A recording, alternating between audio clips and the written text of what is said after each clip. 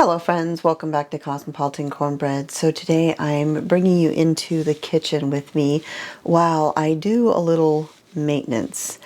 As you know, I do a lot of canning. I'm actually going to be doing more canning here in the coming weeks. And something that a lot of people will ask me about is rings.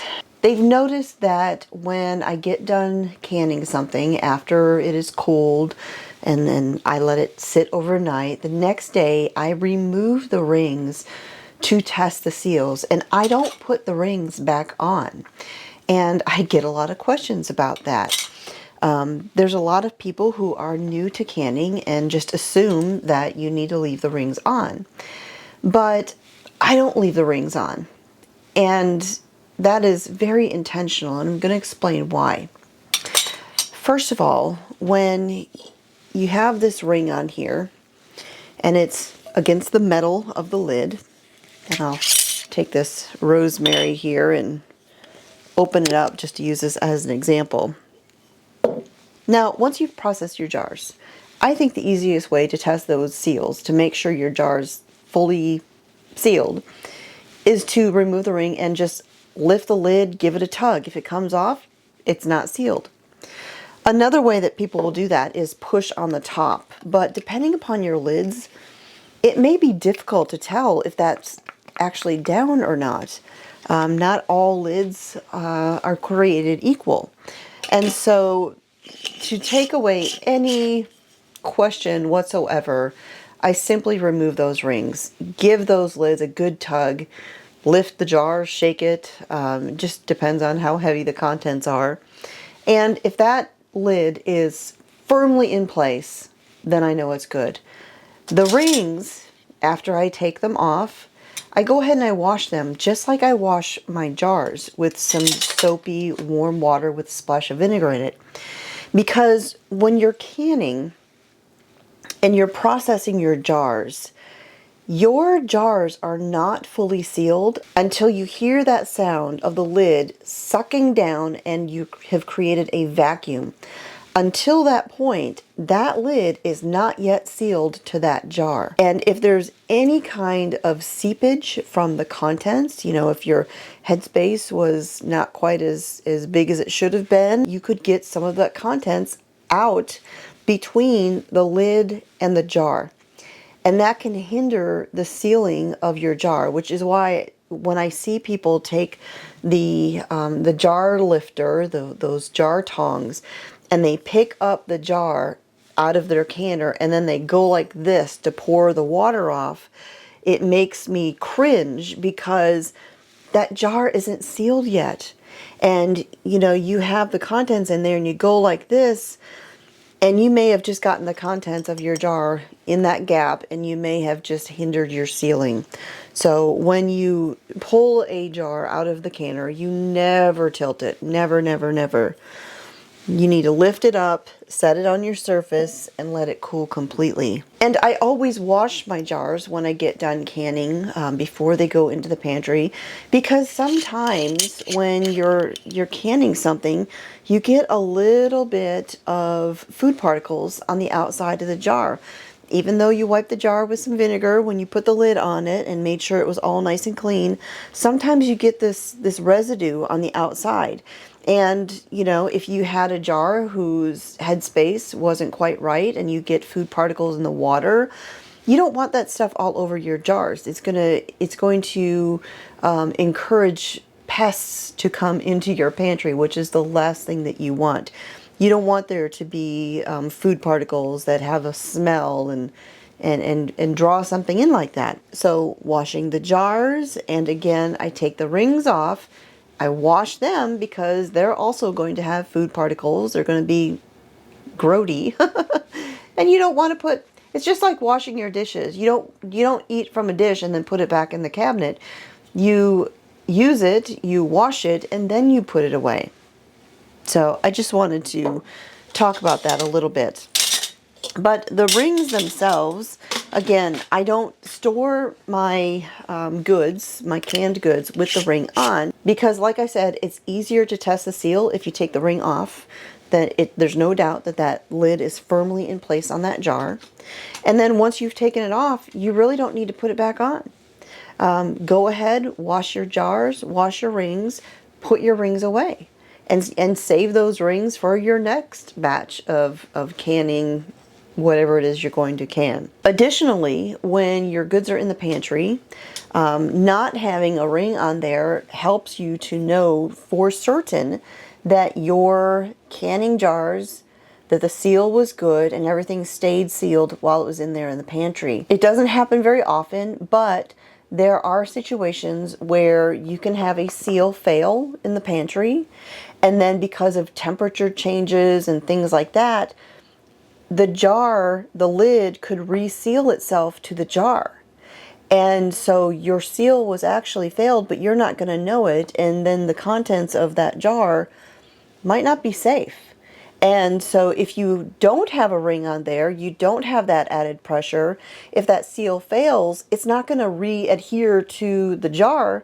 You're going to know right away because it's come loose. You'll know right away that you've had a seal failure, and you're not going to get a false seal. And then there's another reason I don't keep the rings on there, but we'll talk about that one in just a minute. Now, when it comes to storing my rings, there's different ways that people do it. I actually use two different methods. I have these baskets, these produce baskets that I got years ago.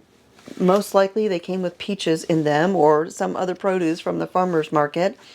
And I just keep these baskets because they're super handy sized, and these are actually pretty sturdy little baskets. And, you know, if I wanted to, I could use the handle, but to me, these are the perfect size for storing my lids, storing my rings, and just all sorts of things in my pantry. But I keep one of these baskets full of regular rings, and then I have another basket full of the wide mouth rings. And these are generally the rings I'm going to be using on a regular basis, time after time. But of course, every time you open up a case of jars, you get more rings. Usually, it depends on what brand you're purchasing. You can get some jars without lids and rings on them. But a lot of times they do come with the lids and the rings, but you don't necessarily need access to all of those rings all the time. So I just keep the one basket of each kind, and then all of my extra rings that aren't in my current rotation of being used rings, I use the string method. I have pieces of string run through the rings and loops on the end, and they're hung from a hook on the ceiling of my pantry. And so those are just all of my extra rings. So over time, as I need more rings, I can just go in there and grab some more of those down. But then something that I do on a periodic basis is I go through my rings and I see which ones it's time to discard. And let me bring you down here so you can see this. So like I said, this is something that I do periodically. I will come through here and I will go through all of my rings one by one, and I'm going to inspect them. First of all, I'm looking for any dents, because every so often I'll see a dented ring and I really don't need one that's dented. The other thing that I look for is corrosion and rust.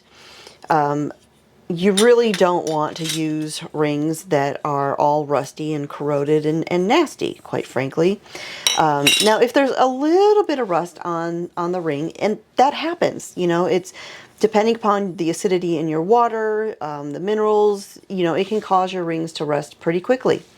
And so every so often you'll just need to go through there and check them out. If there's a little bit of rust, you can scrub that off. You know, if you don't want to toss away the ring yet, go ahead and, you know, you can use a Scotch pad.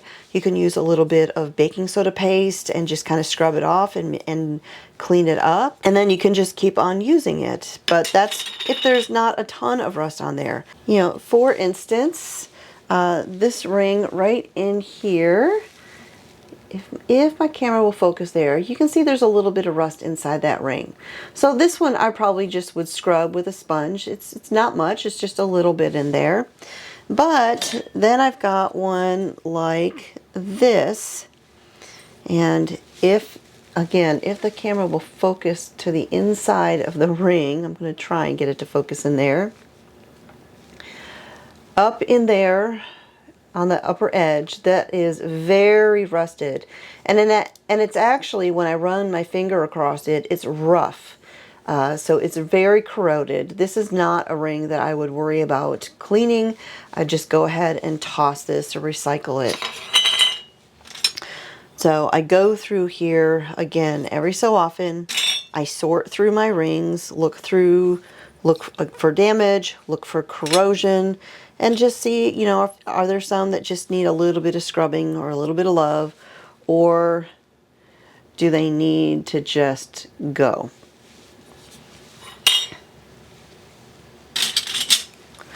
Now, I mentioned how there's another reason for me not storing my jars, my canned jars with the rings on them, and that has to do with the rust as well. You see, when you have a ring on here, you've got that metal on metal connection, and what can happen, especially if you live in a humid climate, the moisture in the air can get in there and cause the lid and the ring to rust together. And there's been times where I've gone into my pantry, not something that was canned, but something that was just being stored in a jar with a lid and ring like this. And it took some muscle to get the lid off because the humidity in the air had caused the ring and the lid to rust and stick together. That corrosion almost created like a glue-like bond, and it was, you know, just kind of a pain. So when it comes to the canned goods, that is a reason to definitely not keep the rings on there. But then also, you know, when I'm storing things, if it's something that's going to be in there long term, I have a little tool that I use to vacuum seal the lids onto the jars so that I don't need a ring. So if it's something that's I go into quite often, that I use a lot, then I'll keep the ring on it, of course. But if it is something that's going to be in there a long time, long-term storage, no ring, whether it's canned or just dry goods storage. The other option, of course, would be the one-piece plastic lids that you can get for mason jars, whether it's wide mouth or regular mouth. I do have a bunch of those as well, just for stored goods. So I hope you find that information helpful. Again, you just don't want rusted, corroded, nasty rings in your pantry. You know, your food is being stored in these, and rust can spread. The rust can spread from the lid ring, from the ring to the lid. And, you know, you just don't want anything that's going to hinder or, you know, put all of that wonderful, healthy, home canned food at risk. So go through your rings, get rid of the damaged ones, scrub the ones that need a little bit of love, and make sure that all the things that you use in your pantry for your food are going to hold up and do the job and do it well. And just one last thing, when it comes to storing your canned goods, your home canned goods in the pantry, my friend Heather over at the Needy Homesteader reached out to Ball Canning Company that makes all of the jars and the lids and all of that, and asked them about stacking jars in the pantry. Now, years ago, I remember reading that you could stack jars in the pantry as long as you put cardboard or something like that in between them. But there's been a lot of controversy lately as to whether that was accurate information or not.